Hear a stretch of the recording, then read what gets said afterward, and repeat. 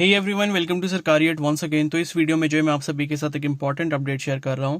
तो finally MNS BSc nursing का जो ऑफिशियल नोटिफिकेशन है वो इंडियन आर्मी की तरफ से रिलीज कर दिया गया है। एमएनएस के बारे में अगर आपको नहीं पता तो मैं पहले शॉर्ट में बता देता हूं, और उसके बाद 2024 का जो ऑफिशियल नोटिफिकेशन यहाँ पर आ चुका है उसके बारे में हम लोग कंप्लीट डिस्कशन करेंगे। तो जो भी इंटरेस्टेड कैंडिडेट्स हैं वो इस वीडियो को पूरे एंड तक देखें। बाकी इसके लिए कैसे प्रिपरेशन करनी होती है उसके लिए भी मैं आपको लास्ट में कुछ टिप्स बताने वाला हूँ, ठीक है। तो वीडियो को पूरे एंड तक देखें। अगर आप चैनल पर नए हैं तो जरूर सब्सक्राइब कर लें और बेल आइकन को प्रेस कर लें, ताकि एमएनएस के रिगार्डिंग जितने भी फ्यूचर में अपडेट आएंगे या ऑफिशियल नोटिफिकेशन आएंगे उसकी सारी इन्फॉर्मेशन मैं इस चैनल पर अपलोड करता रहूंगा। तो यहां पर जो है आप देख सकते हो, एमएनएस का मतलब होता है मिलिट्री नर्सिंग सर्विसेज। एमएनएस का फुल फॉर्म है मिलिट्री नर्सिंग सर्विसेज, ठीक है। इसमें क्या होता है कि सबसे पहली चीज तो यह है कि अगर आपको यहां पर अप्लाई करना है, एमएनएस में जाना है, तो यह है कि आपने नीट का एग्जाम दिया होना चाहिए, ठीक है। तो नीट का एग्जाम अगर आपने दिया है तो आप यहां पर एलिजिबल हो जाते हो। इसके रजिस्ट्रेशन कब से स्टार्ट होंगे अभी हम लोग आगे देखेंगे।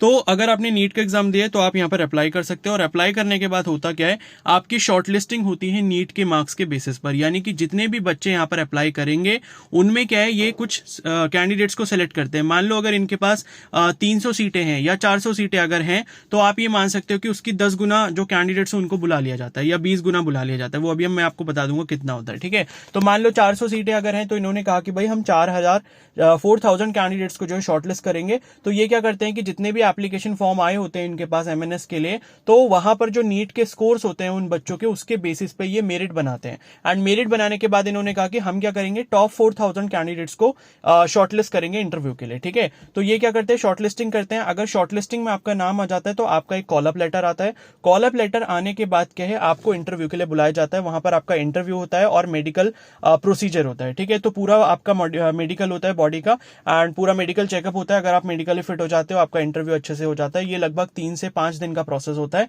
और इसके लिए आपको दिल्ली जाना होता है, ठीक है। और एडमिट कार्ड जो आता है या इसका कॉल अप लेटर आता है उसमें आपको डेट टाइम सब कुछ मेंशन किया जाता है जब भी आपको जाना होगा इसके लिए, ठीक है। और इसके लिए क्या क्या रिक्वायरमेंट है, फिजिकली आप क्या क्या, मतलब आपके पास हाइट वगैरह कितनी होनी चाहिए, वेट कितनी होनी चाहिए, वो हम आगे डिस्कस करेंगे।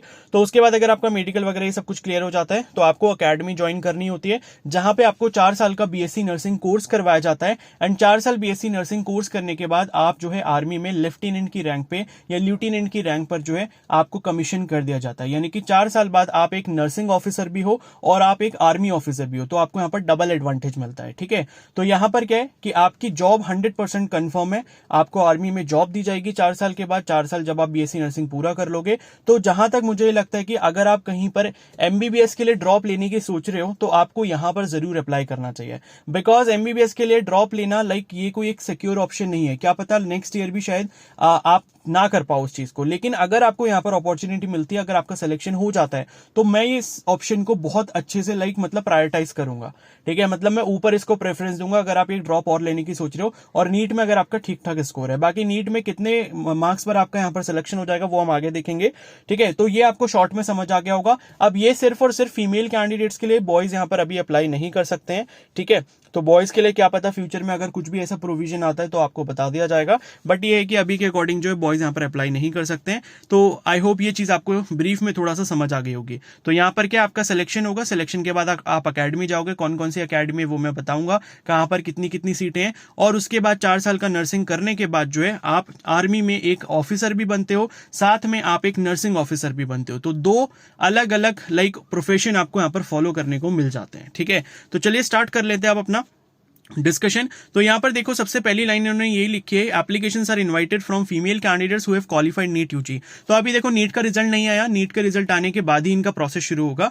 तो इन्होंने लिखा है कि एप्लीकेशन वही अप्लाई कर सकते हैं जिन्होंने नीट को क्वालिफाई कर लिया। और क्वालिफाई तो देखो बहुत कम मार्क्स पे हो जाता है, तो क्वालिफाई करना इज ये नॉनसेंस है, ठीक है। कि क्वालिफाई कर लिया तो आपका सिलेक्शन हो जाएगा, ऐसा बिल्कुल भी नहीं है।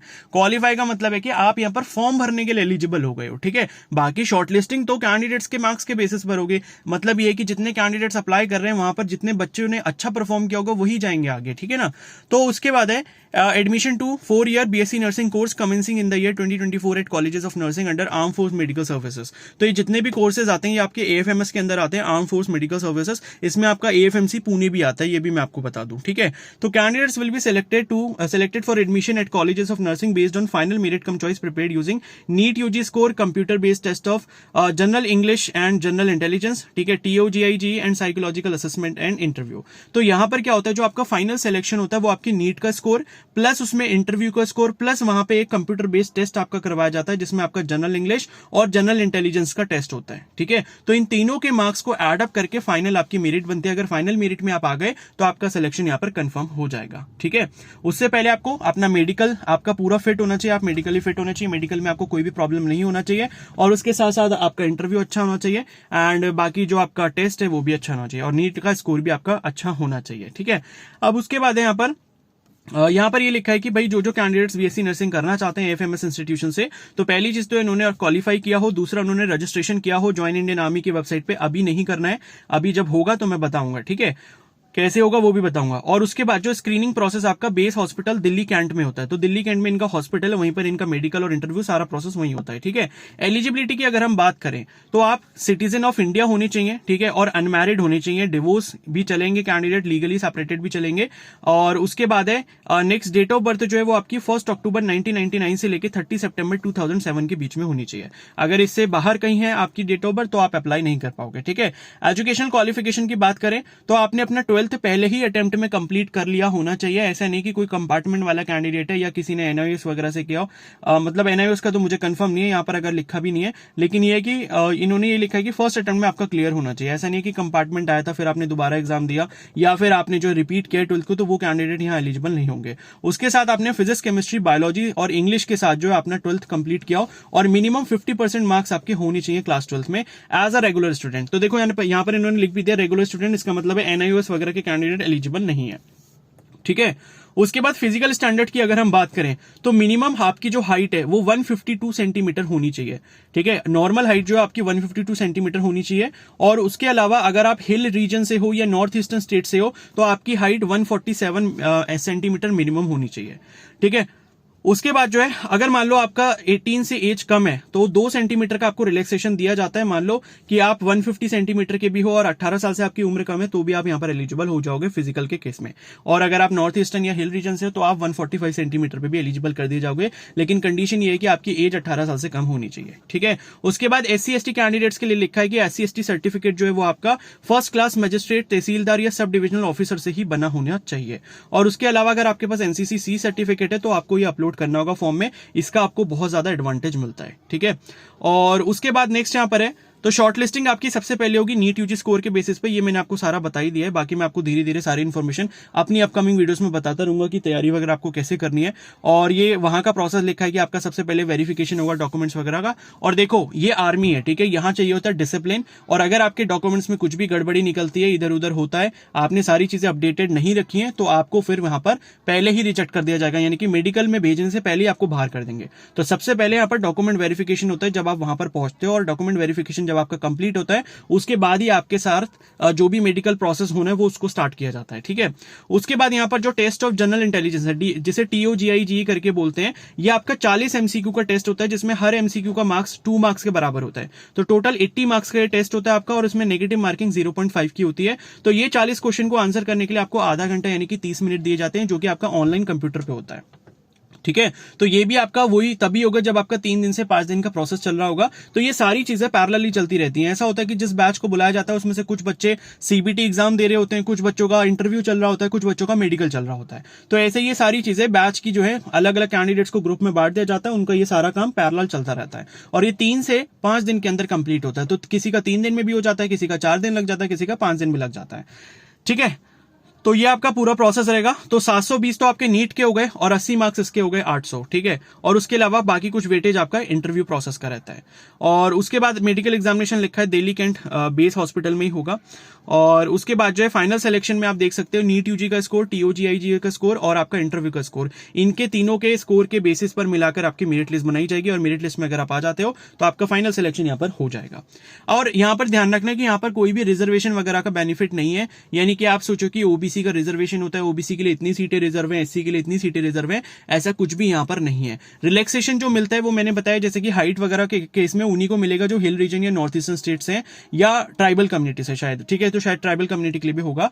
तो ये है, तो आपको ये ध्यान रखना है कि यहाँ पर कोई भी रिजर्व्ड सीट्स नहीं रहती, SC ST OBC ऐसा कुछ भी नहीं है, सारा ओपन कोटा है। तो बहुत अच्छी अपॉर्चुनिटी है आपके पास जो भी कैंडिडेट्स यहाँ जाना चाहते हैं। और उसके बाद आप यहाँ पर नंबर ऑफ सीट्स देख सकते हो। AFMC पुणे जो कि टॉप कॉलेज है यहाँ का, तो ये जो आपका कॉलेज ऑफ नर्सिंग है, CON का मतलब है college of nursing, AFMC Pune वाला जो कॉलेज है जहां पर आपका MBBS भी करवाया जाता है, इसमें आपकी 40 सीटें हैं BSc नर्सिंग की। और ये किस से एफिलेटेड है? Maharashtra university of health sciences MUHS से एफिलेटेड है। उसी तरीके से इनका कॉलेज ऑफ नर्सिंग जो है CHEC कोलकाता में, जिसमें 30 सीट्स हैं। फिर INHS अश्विनी मुंबई, इसमें 40 सीटें हैं। उसके बाद आपका R&R, ठीक है, RR जो आपका हॉस्पिटल है, वहां पे कॉलेज ऑफ नर्सिंग जो है ये आपका DU से एफिलेटेड है, ये भी बहुत अच्छा है और इसमें भी आपकी 30 सीट्स हैं। उसके बाद आपका CSCC है, ये आपका लखनऊ में, ये आपका ABVMU यूनिवर्सिटी से एफिलेटेड है, 40 सीटें यहाँ पर हैं। और उसके बाद बैंगलोर में एक कॉलेज है, ठीक है, जिसमें 40 सीटें। तो टोटल 220 सीटें हैं। इस बार भी सीटों में कोई इंक्रीमेंट नहीं हुआ, पिछले साल की तरह 220 सीटें यहाँ पर रखी गई है, ठीक है। उसके बाद जो है आपको यहाँ पर एक चीज और बता दूं कि आपको यहाँ पर बॉन्ड फिल करना होता है। अगर कोई कैंडिडेट ये सोचे कि मैं MNS ज्वाइन कर लूंगा, MNS ज्वाइन कर लूंगी, उसके बाद जो है मैं नीट की प्रिपरेशन करूंगी, अगले साल मेरा MBBS में हो जाएगा और उसको छोड़ दूंगी, तो यहाँ पर जो है बॉन्ड मनी आपको पे करना होता है। अगर आप 7 दिन के अंदर अंदर कॉलेज से बाहर निकल जाते हो, यानी कि कॉलेज में आपने एडमिशन लिया, 7 दिन में के अंदर अंदर कर लिया आपने एडमिशन, बाहर कर लिया, तो आपको जो है बॉन्ड से छुटकारा मिल जाएगा, मतलब बॉन्ड का पैसा आपको पे नहीं करना पड़ेगा। लेकिन उसके बाद आई थिंक जो है 25 लाख रुपीस का आपको यहाँ पर जो है वो देना पड़ता है, मतलब जो कंपनसेशन अमाउंट है, ठीक है। तो इस चीज का ध्यान रखना, क्योंकि बॉन्ड मनी यहाँ पर बहुत ज्यादा है। तो इसलिए अगर आप डिसीजन ले रहे हो जो भी, तो बहुत संभाल के लेना, क्योंकि बॉन्ड मनी का पेमेंट जो है वो काफी बड़ा है, ठीक है ना।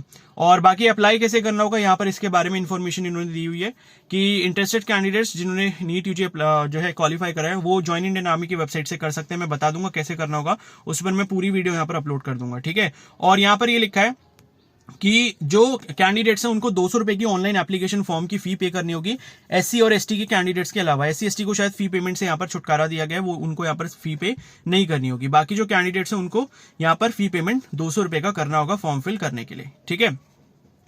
और उसके बाद जो है यहाँ पर ये लिखा है candidates are requested to visit JIA का मतलब है join Indian army website regularly for update. तो देखो अभी आपका एप्लीकेशन फॉर्म स्टार्ट नहीं हुआ, इस चीज को ध्यान रखना। और अभी खाली इन्होंने ऑफिशियल नोटिफिकेशन निकाला है। इसका एप्लीकेशन फॉर्म आपका जस्ट स्टार्ट होगा, मुझे जहां तक लगता है नीट का रिजल्ट आने के बाद, क्योंकि आपको जो है नीट का स्कोर इस फॉर्म में अपलोड करना होता है। नीट का फॉर्म जो है मतलब जो नीट का स्कोर आपका आता है, नीट का जब रिजल्ट आता है उसमें जो स्कोर होता है, वो स्कोर आपको इस एप्लीकेशन फॉर्म में एंटर करना होता है। तो वो आप तभी कर पाओगे जब नीट का रिजल्ट 14 जून को आ जाएगा। तो हम ये एक्सपेक्ट कर सकते हैं कि इसका जो फॉर्म है आपका 15 जून से 20 जून के आसपास कहीं ना कहीं आ जाएगा। और जैसे इसका फॉर्म रिलीज होगा, जैसे इसका रजिस्ट्रेशन स्टार्ट हो जाएगा, मैं वीडियो अपलोड करूंगा। तो उसके लिए आपको चैनल को सब्सक्राइब करके यहाँ पर रख लेना है, ठीक है। बस इतनी इन्फॉर्मेशन यहाँ पर अभी दी गई है। बाकी आप देख सकते हो यहाँ पर कहीं पर भी इन्होंने अभी डेट नहीं बताई है कि एप्लीकेशन फॉर्म या रजिस्ट्रेशन प्रोसेस इसका कब से या कौन सी डेट से जो है वो स्टार्ट होगा, ठीक है। तो मैंने आपको बता दिया कि कब स्टार्ट होगा। इसका जो रजिस्ट्रेशन है वो आपका नीट का रिजल्ट जो है 14 जून को आ रहा है, तो इसका मतलब है 15 से 20 जून के बीच में आपका जो रजिस्ट्रेशन है ये स्टार्ट हो जाएगा। तो मैं वीडियो अपलोड कर दूंगा, ठीक है। तो अब इस वीडियो को यहीं पर एंड करते हैं। आई होप सारी चीज आपको समझ आ गई होगी। और अगर आप लोग इसकी प्रिपरेशन करना चाहते हो, ठीक है, इसके इंटरव्यू की प्रिपरेशन करना चाहते हो या जो इसका टेस्ट होता है, तो आप मुझे कमेंट सेक्शन में बता सकते हो। उसके लिए मैं कुछ अरेंज कर सकता हूं फ्यूचर में, अगर मुझे लगता है कि कुछ कैंडिडेट्स हैं जो सीरियस हैं इस चीज को लेके। तो लाइक ये है कि लास्ट ईयर भी एक कैंडिडेट को मैंने लाइक गाइडेंस दी थी, एंड उससे पहले भी मैंने कुछ कैंडिडेट्स को गाइडेंस दी है, एंड वो ऑलरेडी सिलेक्टेड कैंडिडेट्स हैं MNS में। तो ये है कि आप मेरे ऊपर थोड़ा बहुत ट्रस्ट कर सकते हो इस चीज के लिए। अगर लाइक आप इसकी प्रिपरेशन करना चाहते हो तो मैं आपको इस चीज के लिए गाइड भी कर सकता हूँ। तो अगर आप इस चीज में इंटरेस्टेड हो तो मुझे कमेंट सेक्शन में बता देना। अगर फ्यूचर में लाइक मैं कुछ आपको गाइडेंस क्लासेस वगैरह स्टार्ट करता हूँ तो मैं आपको उसके बारे में इन्फॉर्म कर दूंगा यूट्यूब पर ही, ठीक है। तो अब इस वीडियो को एंड करते हैं। बाकी चैनल को सब्सक्राइब कर लो और बेल आइकन को प्रेस कर लो। और अगर ये वीडियो आपको हेल्पफुल लगी हो तो प्लीज इसको जरूर लाइक कर देना। अपने दोस्तों के साथ भी शेयर कर सकते हो जिन्होंने नीट का एग्जाम दिया है। हाँ, एक चीज और मैं बता दूं कि नीट का स्कोर जो है आपको मतलब ये है कि फाइनल मेरिट में जाने के लिए और शॉर्टलिस्टिंग के लिए लगभग कितना चाहिए होगा, ठीक है। तो देखो ये पॉइंट रह गया था। अगर देखो शॉर्टलिस्ट यहां पर होना है तो मुझे लगता है कि शॉर्टलिस्टिंग जो है मतलब ये है कि आपके मार्क्स अगर इस बार के अकॉर्डिंग, नीट के एग्जाम के अकॉर्डिंग अगर 370 से ऊपर होंगे, मतलब 370 380 से ऊपर होंगे, तो आप एक्सपेक्ट कर सकते हो कि आपकी शॉर्टलिस्टिंग यहां पर हो जाएगी, ठीक है। बाकी उससे नीचे मुझे बहुत ही कम चांस लगते हैं कि 350 नंबर पे अगर आपका कॉल लेटर आएगा इंटरव्यू के लिए। मुझे जहां तक लगता है कि 370 380 से ऊपर अगर आपके मार्क्स होंगे तो आपको जरूर ये फॉर्म फिल करना चाहिए। देखो फॉर्म तो ये जरूर सभी को फिल करना चाहिए, क्योंकि 200 रुपए की कोई बात नहीं है। अगर शॉर्टलिस्टिंग होती तो आपका एक नया एक्सपीरियंस होगा इन सब चीजों का, तो ये है कि फॉर्म तो सभी को फिल करना चाहिए। बट जहां तक मुझे लगता है शॉर्टलिस्टिंग लेटर जो है या कॉल अप लेटर जो है शॉर्टलिस्टेड कैंडिडेट का उन्हीं का आएगा जिनके मार्क्स 370 380 से ऊपर कहीं होंगे, ठीक है। और उसके अलावा फाइनल मेरिट में वही बच्चे जा पाएंगे जिनके मार्क्स 500 से ऊपर रहेंगे या 480 470 से ऊपर रहेंगे। वो एक्सपेक्ट कर सकते हैं कि फाइनल मेरिट में अंदर आप हो जाओगे, क्योंकि शॉर्टलिस्टिंग के मार्क्स आपके कम होंगे, लेकिन फाइनल मेरिट में वही बच्चे जाएंगे जिनके मार्क्स थोड़े अच्छे होंगे। तो फाइनल मेरिट में आप तभी एक्सपेक्ट कर सकते हो जब आपके मार्क्स 460 450 से ऊपर या 470 या 500 की रेंज में होंगे, तभी आप एक्सपेक्ट कर सकते हो कि फाइनल मेरिट में आप आ जाओगे और आपका सिलेक्शन हो जाएगा, अगर आपका इंटरव्यू प्रोसेस क्लियर हो जाता है और मेडिकल यहां पर क्लियर हो जाता है, वहां पर कोई भी दिक्कत नहीं आती है, ठीक है। तो इतना ही मुझे बताना था, बाकी आगे जो है अपनी अपकमिंग वीडियोस में हम लोग ये सारी चीजें डिस्कस करते रहेंगे। Okay, so thank you and have a nice day.